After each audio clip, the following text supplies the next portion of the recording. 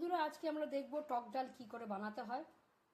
তো মসুর ডাল দিয়ে মসুর ডাল দিয়ে বেঙ্গলি স্টাইল টক ডাল বানাবো। টক ডাল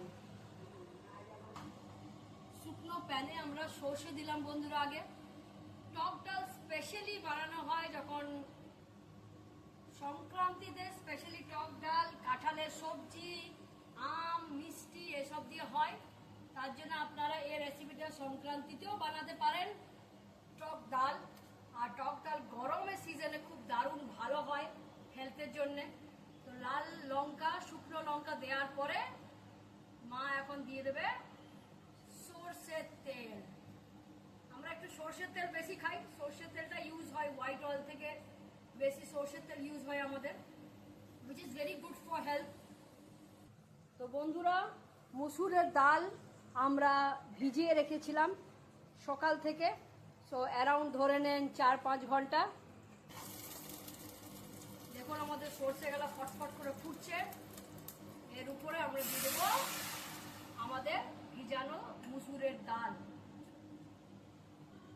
স্বাদ অনুসার নুন।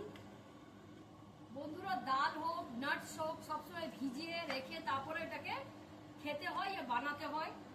দুটো কারণ, একটা ডাল হলে ওটা ইজিলি সিদ্ধ হয়ে যাবে, বেশি আপনার সিটি আর গ্যাস ইউজ হবে না। এখন আমরা হলুদ দিলাম। আর আরেকটা মেইন কারণ হচ্ছে কি যে ডাল ইয়া নাটস হয় না, ওটা ভিজিয়ে রাখলে ওর নিউট্রিশনস গুলো জেগে উঠে। তো সবসময় ডাল হোক ইয়া নাটস হোক ভিজিয়ে রাখবেন 4-5 ঘন্টা মিনিমাম। এখন আমরা সিটি দিয়ে দেবো এটাকে। আচ্ছা তো বন্ধুরা দেখুন গ্যাসটা একদম ফুল আছে, 2 সিটির তক আমরা এখানে অপেক্ষা করব। আর ডাল সিদ্ধ হয়ে যাওয়ার পরে দেখুন, আহা আমগুলো দেখে আমার মুখে জল চলে আসছে। আমের সিজন চলে এসছে, সামার। তো আমাদের ডালটা সিদ্ধ হয়ে যাওয়ার পরে আমরা এতে আম অ্যাড করব, আপনাদেরকে দেখাবো।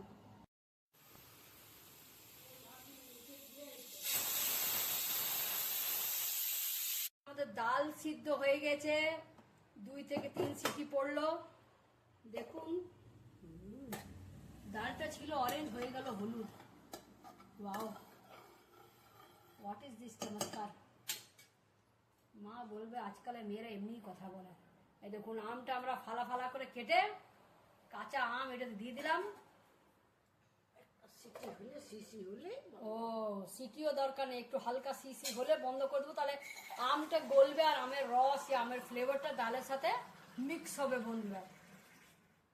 এটা আমরা আরেকটুকু জল দিলাম, আপনারা যেমন কোয়ান্টিটি চাই ওভাবে জল দিয়ে, যদি নুন একটু টেস্টের জন্য দিতে চান দিতে পারেন, আপনারা দেখে নেবেন। তো গ্যাস জ্বালানো হয়েছে, এখন আমরা লাগিয়ে দেব।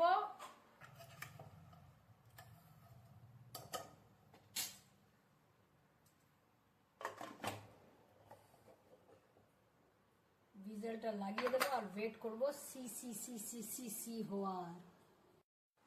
তো এখানে আমাদের ডাল আম ঢালা হয়েছিল, ডালটা তখন মনে হচ্ছে হয়ে গেছে।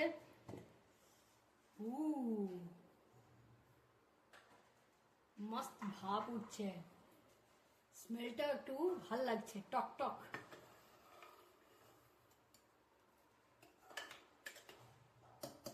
সংক্রান্তির দিনে খেতে হবে।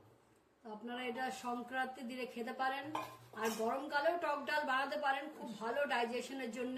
সংক্রান্তির দিনে মেন করে, তারপরে শুরু করে খেতেই পারে। সংক্রান্তির দিনে খেয়ে তারপরে গরমের আপনি অন্য দিনেও বানাতে পারেন। গরমে নিশ্চয়ই টক ডাল বানিয়ে আমাদেরকে জানাবেন। একটা তো হচ্ছে সাম্বার, একটা হচ্ছে টক ডাল, দুটোই দারুণ লাগে খেতে।